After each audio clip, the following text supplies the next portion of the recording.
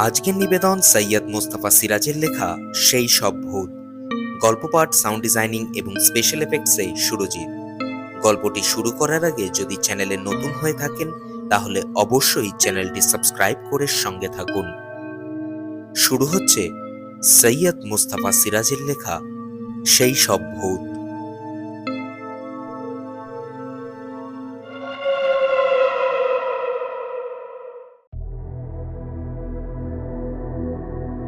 আমাদের গায়ে একসময় প্রচুর ভূত ছিল। শুধু রাত বিরেতে নয়, দিন দুপুরেও তারা একলা দোকলা মানুষকে বাগে পেলে ভয় দেখিয়ে দুষ্টুমি করত। দুষ্টুমি বলা উচিত, কারণ কখনো তারা কারুর ঘাড় মুটকেছে বা ঠ্যাং ভেঙেছে বলে শুনিনি। তবে ভয়ের চোটে কেউ ভিমড়ি খেয়ে মারা পড়লে কিংবা দৌড়ে পালাতে গিয়ে কারুর ঠ্যাং ভাঙলে সেজন্য তো আর ভূতকে দায়ী করা চলে না। যার যা কাজ। ভূতের কাজটাই হলো মানুষকে ভয় দেখানো। যে ভূত ভয় দেখায় না সে আবার কিসের ভূত? কথাটা বলতেন আমার বড় মামা। বড় মামা রেলে চাকরি করতেন। ছুটি ছাটায় আমাদের বাড়ি আসতেন। সাংঘাতিক সব ভূতের গল্প বলে আমাদের রক্ত জল করে ফেলতেন। গল্প শোনার পর আমরা যারা ছোট তাদের অবস্থা তখন শোচনীয়, কিন্তু তারপরই বড় মামা হো হো করে হেসে বলতেন, ওরে, ভূতকে কখনো ভয় পাবি না। কারণ কি জানিস, মানুষ যেমন ভূতকে ভয় পায়, ভূতও মানুষকে খুব ভয় পায়। ভূত যদি ভয় দেখায় তোরাও তাকে ভয় দেখাবি, দেখবি ব্যাটার ছেলে তক্ষুনি কেটে পড়েছে। সে কথা শুনেও যে খুব একটা সাহস পেতাম তা নয়। আমার তো খালি ভাবনা হতো, ভূত বড়দের ভয় পেতেও পারে, কিন্তু আমাদের মতো ছোটদের কি আর ভয় পাবে? আমাদের বাড়ির পিছন দিকটা ছিল একটা বাগান, তার ওধারে একটা ঝিল। ঝিলের ওধারে ছিল ঘন জঙ্গল। ঠাকুমা বলতেন, ঝিলের জঙ্গলে থাকে একটা স্কন্ধকাটা, আর ঝিলের ধারে থাকে একটা শাকচুন্নি। শাকচুন্নিটা রোজ রাত্রিরে আলো জেলে ঝিলের ধারে কি যেন খুঁজে বেড়ায়। স্কন্ধকাটা আলো সইতে পারে না, তাই সে শাকচুন্নির সঙ্গে খুব ঝগড়া বাঁধায়। ঝগড়ার চোটে সারা রাত্রির ঘুমোতে পারিনি। ঠাকুমা থাকতেন বাড়ির পিছনের ঘরে।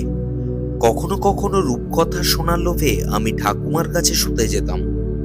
রূপকথা বলতে বলতে ঠাকুমা হঠাৎ থেমে গেলে বলতাম, তারপর কি হলো বলো না।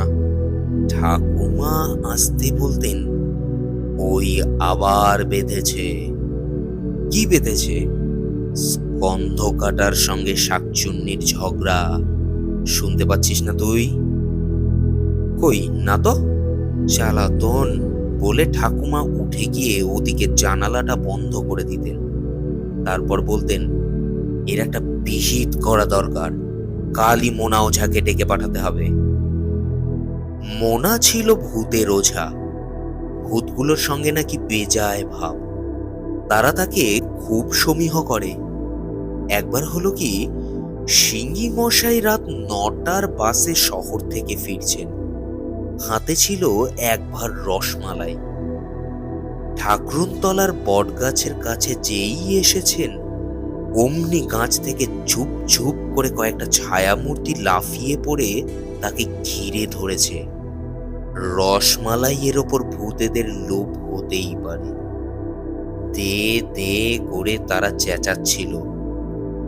এসব ক্ষেত্রে নিয়ম হলো দেব দিচ্ছি করে বাড়ির দিকে এগিয়ে যেতে হয়, কিন্তু সিঙ্গি মশাই নিয়মটা ভুলে গিয়ে দিকবিদিক জ্ঞান শূন্য হয়ে ছুটে পালালেন। পালাতে গিয়ে পড়লেন একটা গর্তে, আর একটা ঠ্যাংও গেল ভেঙে। রসমালাইয়ের ভাতটা হাত থেকে ছিটকে পড়েছিল। ভূতেরা আহ্লাদ করে রসমালাই সাবার করলো। সিঙ্গি মশাই যন্ত্রণায় কাতরাতে কাতরাতে সবই দেখলেন, কিন্তু কি আর করা যাবে। তার কাতরানি রামু ধোপা শুনতে পেয়েছিল। সে বেরিয়েছিল তার গাধাটাকে খুঁজতে। গাধাটার ছিল বিচ্ছিরি স্বভাব। প্রায় রাত্রিরেই দড়ি ছিঁড়ে খেলার মাঠে চলে যেত, এবং পছন্দসই কোনো ভূতকে পিঠে চাপিয়ে ছোটাছুটি করত। আসলে রামুর গাধার সঙ্গে ভূতেদের ছিল বেজায় গলাগলি বন্ধুত্ব। তো রামু সিঙি মশাইকে কাঁধে করে বাড়ি পৌঁছে দিয়েছে। তারপর শহরের হাসপাতালে কয়েক মাস কাটিয়ে সিঙি মশাই ফিরে এলেন বটে, কিন্তু একটি ঠ্যাং হাঁটুর ওপর থেকে বাদ। ক্রাচে ভর করে হাঁটতেন এবং নতুন নাম পেয়েছিলেন খোড়াশিঙি। খোড়াশিঙি ভূতের ওপর খাপ্পা হয়ে মোনা ওঝাকে তলব করেছিলেন। বলেছিলেন, শুধু ঠাকরুনতলার নয়, গায়ের সব ভূতকে গঙ্গার ওপারে তাড়িয়ে দিয়ে আয় তো মোনা, যা চাস পাবি। মোনা ওঝা বলল, তাড়িয়ে দেওয়া কি ঠিক হবে সিঙি মশাই?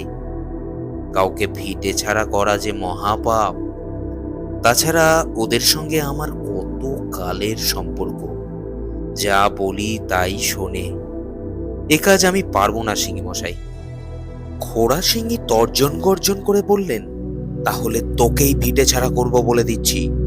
বেশ বুঝেছি, তুই যত নষ্টের গোড়া। তোরই আশকারা বেহারাম জাদাগুলোর এত পাড় বেড়েছে, তারা কালই পঞ্চগ্রামী করে তোর বিচারের ব্যবস্থা করছি। সে আমলে পঞ্চগ্রামী অর্থাৎ পঞ্চগ্রামী মানে 5 গায়ের মাতব্বর লোকেদের ডেকে বিচার সভার আয়োজন। সেই বিচার সভা বসলো চণ্ডী মণ্ডপে। মোনাকে ডেকে আনা হলো। মোনা ওঝা কিন্তু একটুও দমে যায়নি। সে মুচকি হেসে বলল, বাবু মশাইরা, ওপরে দেবতা, নিচে মা বসুমতী, ন্যায্য বিচার করে বলুন দেখি দোষটা কার? সিঙি মশাইয়ের ঠ্যাং কি ভূতগুলো ভেঙেছে, নাকি নিজেই গর্তে আছাড় খেয়ে নিজেই ভেঙেছে? জিজ্ঞেস করুন তো সিঙি মশাইকে। সবাই একমত হলেন যে ভূতগুলো সিঙি মশাইয়ের ঠ্যাঙে আঘাত করেনি, এটা সত্যি। কিন্তু পাশের গায়ের চক্রবর্তী মশাই বললেন, মানছি ওরা সিঙি মশাইয়ের ঠ্যাং ভাঙেনি, তবে এও তো ঠিক যে ভূতগুলো ওকে ভয় না দেখালে উনি দৌড়ে পালাতেন না এবং গর্তেও পড়তেন না, ঠ্যাংও ভাঙত না। মোনা ওঝা হাত নেড়ে বলল, ভুল, এক্কেবারে ভুল। ভূতগুলো ওকে কখনো ভয় দেখায়নি। মা চণ্ডীর দিব্যি করে বলুন উনি। মাতব্বররা সিঙি মশাইকে জিজ্ঞেস করলেন কথাটা। সিঙি মশাই গাঁইগুই করে বললেন, না মানে ঠিক ভয় দেখায়নি, তবে আমার হাতে রসমালাইয়ের ভার ছিল, সেটা কেড়ে নিতে এসেছিল। মোনা ওঝা বলল, আবার ভুল হলো বাবু মশাইরা। কেড়ে নিতে এসেছিল নাকি চেয়েছিল? মা চণ্ডীর দিব্যি, সত্যি কথাটা বলুন। আমাদের গায়ের মা চণ্ডী জাগ্রত দেবী। তার ভয়ে খোড়াশিঙিকে স্বীকার করতে হলো রসমালাইগুলো কেড়ে নেবে বলে মনে হচ্ছিল বটে, তবে ওরা দে দে করে চেঁচাচ্ছিল, সেটা মিথ্যে নয়। তাহলে? মোনা ওঝা একগাল হেসে বলল, এবার বলুন দোষটা কার? হাতে রসমালাই দেখলে কেউ চাইতেই পারে। আপনি ইচ্ছা হলে দেবেন, নয়তো দেবেন না। আপনি বলতে পারতেন দেব না, তা না করে আপনি দৌড়ে পালালেন, গর্তে পড়ে ঠ্যাংটি ভাঙলেন, আর দোষটা দিচ্ছেন অন্যকে। মামলা ভেস্তে যাচ্ছে দেখে খোড়াশিঙি বললেন, কিন্তু আমার নালিশ তো এই মোনার বিরুদ্ধে। মোনার আশকারাতেই এই গায়ের ভূতগুলো বড্ড বার বেড়েছে। মোনা ওঝা বলল, প্রমাণ? মাতব্বররা বলে উঠলেন, হ্যাঁ প্রমাণ চাই, সাক্ষী চাই। সিঙি মশাই, কই আপনার সাক্ষীদের ডাকুন। সাক্ষী পাওয়া গেল না। আমাদের গায়ের লোকেরা বলল, ভূতগুলো বাড়াবাড়ি করলে বরং মোনা ওঝাই এসে বুঝিয়ে সুঝিয়ে তাদের তাড়িয়ে দেয়, কাজী মোনা তাদের আশকারা দেয় বলা চলে না। তাছাড়া আজ অব্দি মোনা ওঝা কারুর পেছনে ভূতকে লেলিয়ে দিয়েছে বলেও জানা নেই। পঞ্চগেরামি বিচার সভায় মোনা ওঝা বিলকুল খালাস পেয়ে গেল, কিন্তু খোড়াশিঙের রাগ পড়েনি। কিছুদিন পরে উনি কোত্থেকে এক সাধু বাবাকে নিয়ে এলেন। সাধু বাবা ঠাকরুনতলায় ত্রিশূল পুঁতে মরার খুলির সামনে ধুনি জেলে ধ্যানে বসলেন। গা শুদ্ধ ছোট বড় সবাই ভিড় জমালো সেখানে। আমরা ছোটরাও ব্যাপারটা দেখতে গেলাম। সাধু বাবা একসময় ধ্যান ভেঙে লাল চোখে চারিদিকে দেখে নিয়ে মরার খুলিটা তুলে নিলেন।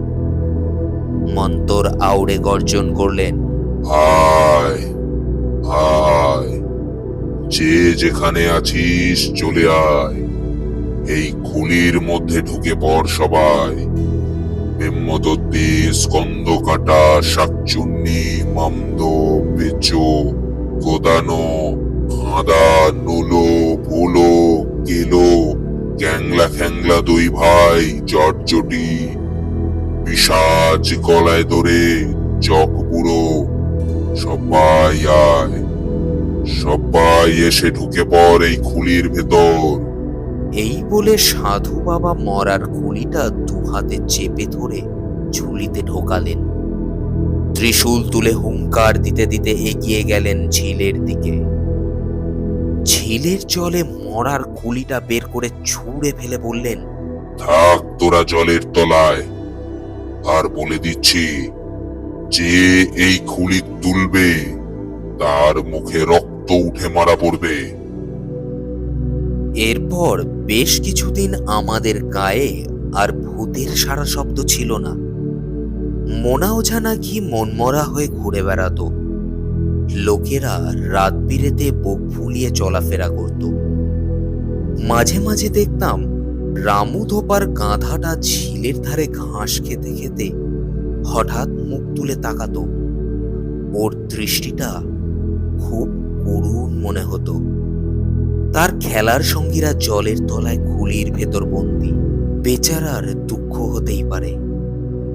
হঠাৎ একদিন হইচই পড়ে গেল। রামু ধোপা গিয়েছিল ঝিলের জলে কাপড় কাঁচতে। সে দেখেছে সেই মরার খুলিটা ঝিলের ধারে পড়ে আছে। জল থেকে নিশ্চয়ই কেউ ভূত বোঝাই খুলিটা তুলেছে। সারা গা ভেঙে পড়ল ব্যাপারটা দেখতে। ঘোড়া সিংহ কাঁচে ভর দিয়ে হাঁপাতে হাঁপাতে সেখানে হাজির হলেন। আমারও দেখার ইচ্ছে করছিল, কিন্তু বড়রা কিছুতেই ছোটদের যেতে দিলেন না। জলের তলার খুলি থেকে খালাস পাওয়া ভূতগুলো খাপ্পা হয়েই আছে। কাজেই অবোধ আর দুর্বল ছোটদের ওপর তাদের নজর পড়ার সম্ভাবনা আছে। পরে শুনলাম দায়টা চেপেছে মোনা ওঝারই কাঁধে। মোনাও তন্ত্রমন্ত্র জানে, কাজেই সাধু বাবার ফেলে দেওয়া খুলি সে ছাড়া জল থেকে তুলবে সাধ্যকার। তাছাড়া মোনা নিশ্চয়ই কোনো বড় ওঝার কাছে কিছু বিদ্যে রপ্ত করে এসেছে। তবে শেষ পর্যন্ত এতে মোনা ওঝারই জয় জয়কার পড়ে গেল। মুখের রক্ত উঠে সে মারা পড়েনি। তার মানে আমাদের গায়ের এই ওঝা সেই সাধু বাবার চেয়ে এখন আরো ক্ষমতাশালী। সিংহী মশাই কেঁচো হয়ে ঘরে ঢুকলেন। কদাচিৎ বাইরে বেরোতেন তিনি। বেরুলেই দিন দুপুর ছাড়া নয়। মোনা ওঝার এতে দাপট বেড়ে গেল। এদিকে আবার ভূতের সারা শব্দ পাওয়া গেল সেদিন থেকেই। পণ্ডিত মশাই পাঠশালা ছুটির পর বাড়ি ফিরছেন। হঠাৎ কাঁচ থেকে টুপটাপ করে ঢিল পড়ল। পণ্ডিত মশাইয়ের বেলায় এ কোনো নতুন ঘটনা নয়, বরং ঢিল পড়া বন্ধ হওয়াতে তার খারাপ লাগতো। আবার ঢিল পড়ায় খুশি হয়েছিলেন। বললেন, কিরে তোরা সব কেমন আছিস? গদাই মোড়ল সন্ধেবেলা মাঠ থেকে ফিরছেন।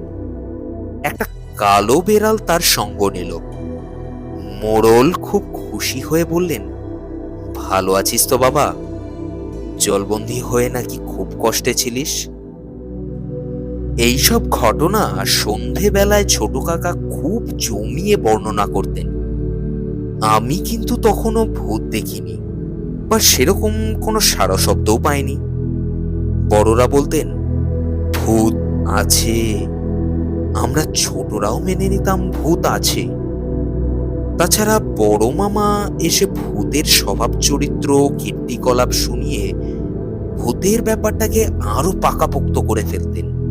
তো অমন একটা ঘটনার কিছুদিন পরে ঠাকুমার মুখে ঝিলের ধারে শাকচুন্নি আর জঙ্গলের স্কন্ধ কাটার ঝগড়ার কথা শুনছিলাম। বলেছিলেন মোনা ওঝাকে ডাকতে হবে, মোনা ছাড়া এর বিহিত হবে না। মোনা ওঝা পরদিন এসেছিলেন। ঠাকুমার মুখে সব শুনে সে বলল, বড় সমস্যের দিদি ঠাকরুন, ওদের ঝগড়াঝাটির কথা আমার অজানা নয়। অনেক চেষ্টা করেও মিটমাট করাতে পারিনি। আসলে শাকচুন্নিটা আলো ছাড়া এক পা হাঁটতে পারে না। মেয়েটা রাত কানা, ওদিকে স্কন্ধ কাটার চোখে ঘা, আলো লাগলেই জ্বালা করে। কাকে দোষ দেব বলুন? তুই স্কন্ধ কাটাকে বরং অন্য কোথাও কি থাকতে বলবো না? যাবে বা কোথায়? সব জায়গায় তো দখল হয়ে আছে। খুঁজলে নিশ্চয়ই কোথাও পাওয়া যাবে। তুই খুঁজে দেখ না। মোনা ওঝা একটু ভেবে নিয়ে বলল, মুসলমান পাড়ার গোরস্থানে একটা শেওড়া গাছ আছে। গাছটাতে একটা মামদো থাকতো দেখেছি। কাল রাত্রিরে গিয়ে তাকে ডাকলাম, চাচা আসো নাকি? কোনো সারা শব্দ পেলাম না। আমার সন্দেহ হচ্ছে মামদো চাচা ডেরা ছেড়ে অন্য কোথাও চলে গেছে। প্রায়ই বলতো গাছটা পছন্দ হচ্ছে না রে, হাত পা ছড়িয়ে বসা যায় না, বড্ড বেশি ডালপালা, হাওয়া বাতাস ঢোকে না। ঠাকুমা খুব উৎসাহ দেখিয়ে বললেন, তাহলে তুই স্কন্ধ কাটাকে গিয়ে কথাটা বল মোনা, ওদের ঝগড়ার জ্বালায় সারা রাত্রির ঘুমোতে পারি নে। মোনা ওঝা কিন্তু কিন্তু করে বলল, দেখি বলে কয়ে, তবে গোরস্থানে স্কন্ধ কাটা যেতে রাজি হবে বলে মনে হয় না। কেন রাজি হবে বলে মনে হয় না? বুঝলেন না, স্কন্ধ কাটা হলো গিয়ে হিন্দু, মুসলমানদের গোরস্থানে যেতে চাইবে কি? ঠাকুমা ফোকলা দাঁতে হেসে বললেন, দূর পাগলা, ভূতের আবার হিন্দু মুসলমান কি রে? ভূত হলো ভূত, মানুষের মধ্যে হিন্দু মুসলমান আছে, ভূতের মধ্যে নেই। তুই স্কন্ধ কাটাকে একবার বলেই দেখগে না, বলবি গোরস্থানের তল্লাটে একেবারে শুনশান অন্ধকার, আরামে থাকবে। কদিন পরে মোনা ওঝা এসে বলল, কেলেঙ্কারি হয়ে গেছে দিদি ঠাকরুন। স্কন্ধ কাটাকে বলে কয়ে রাজি করিয়েছিলাম। কাল সন্ধেবেলায় সে গোরস্থানের শেওড়া গাছে ডেরা বাঁধতে গিয়েছিল, কিন্তু মামদো চাচা আবার ফিরে এসেছে। তারা খেয়ে স্কন্ধ কাটা পালিয়ে এলো। ঠাকুমা নিরাশ হয়ে বললেন, মুখ পোড়া মামদোটা ফিরে এলো কেন জানিস? বলতে গেলে সে অনেক কথা।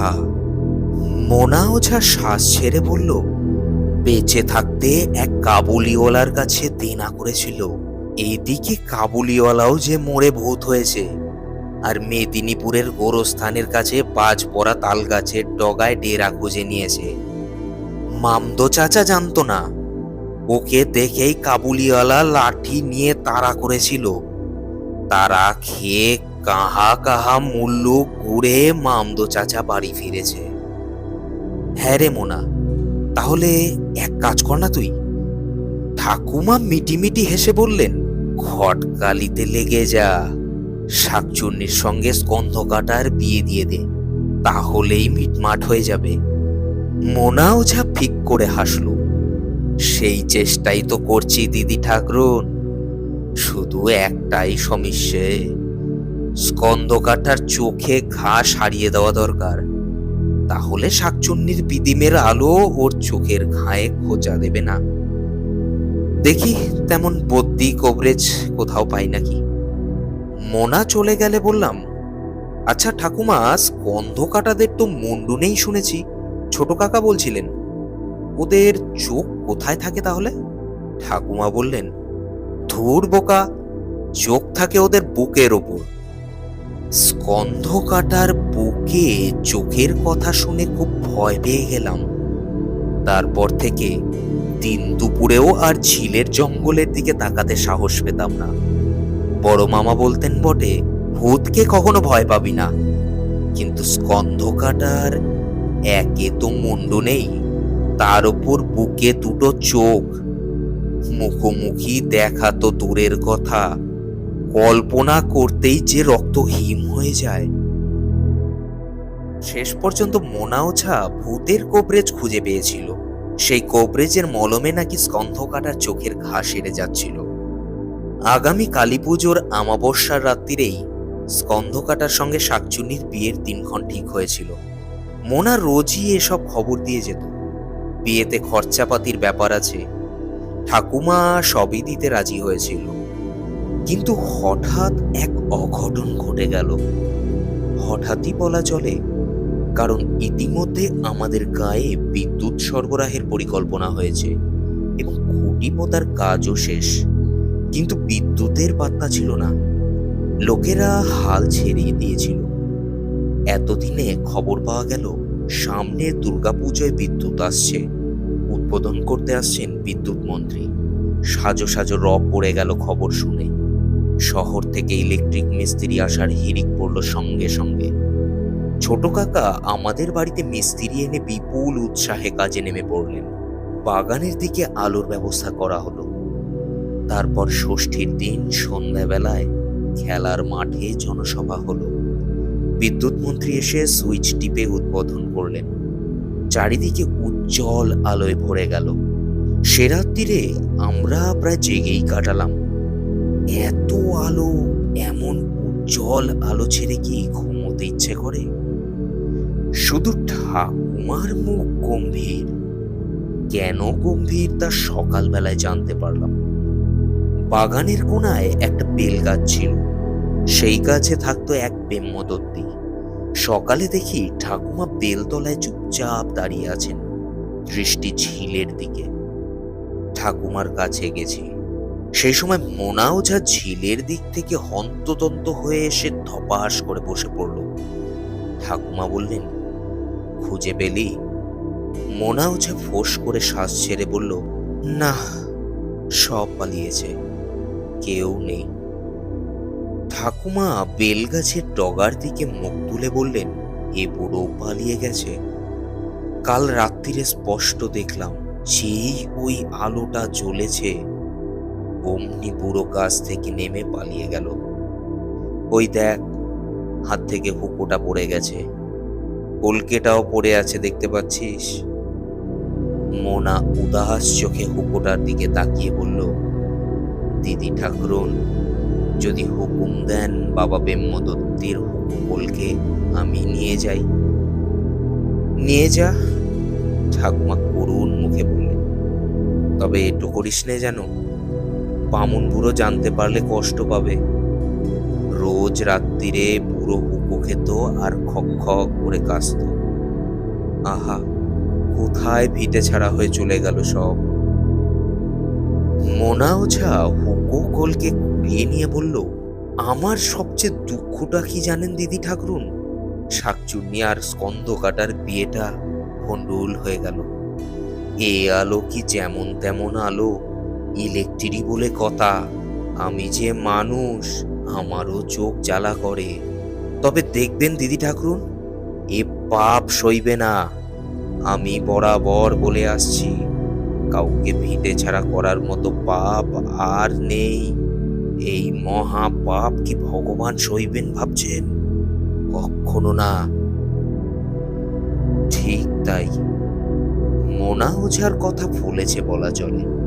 এখন বড় হয়েছি, কলকাতায় থাকি। খবর পাই আমাদের গায়ে ঘন্টার পর ঘন্টা, দিনের পর দিন বিদ্যুৎ থাকে না। মোনার ভগবান নাকি লোডশেডিং নামে এক সাংঘাতিক দানও পাঠিয়ে দিয়েছেন। সে ভিটে ছাড়া ভূতগুলোকে ফিরিয়ে এনেছে। তাছাড়া চোখে সইয়ে সইয়ে বিদ্যুতের আলো দিয়ে ভূতগুলোকে সে চাঙ্গা করে তুলেছে। সেই সব ভূতই নাকি তার কাটে, ট্রান্সফরমার চুরি করে, কত উপদ্রব বাঁধায়। ঠাকুমা বেঁচে নেই, মোনাও বেঁচে নেই। বেঁচে থাকলে শাকচুন্নি আর স্কন্ধ কাটার বিয়েটা লোডশেডিং এর দৌলতে ঘটা করেই ওরা দিতেন। বললে তোমরা হয়তো বিশ্বাস করবে না, গত পুজোয় গায়ের বাড়িতে গিয়েছিলাম। রাত্রিরে হঠাৎ লোডশেডিং। অভ্যেস মতো ঠাকুমার সেই ঘরে শুয়েছিলাম। রাত দুপুরে বাগানে হঠাৎ খক খক করে কাশির শব্দ শুনে জানালায় উকি মেরে দেখি সেই বেল গাছে হুকো ওর আগুন চুপচুপ করছে। খুব খুশি হলাম। মানুষের জীবনে ভূত টুত না থাকলে কি চলে? জীবনটাই যে নিরস হয়ে যাবে যদি না থাকে ভূত পেত্নী, যদি না থাকে অন্ধকার।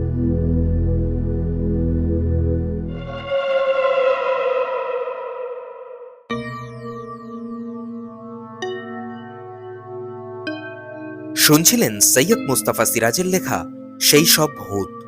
গল্প পাঠ, সাউন্ড ডিজাইনিং এবং স্পেশাল এফেক্টসে সুরজিৎ। রহস্য, রোমাঞ্চ এবং ভৌতিক গল্পের অফুরন্ত সম্ভার 10 PM স্টোরি। এই ধরনের আরো গল্প শুনতে অবশ্যই চ্যানেলটি সাবস্ক্রাইব করে সঙ্গে থাকুন।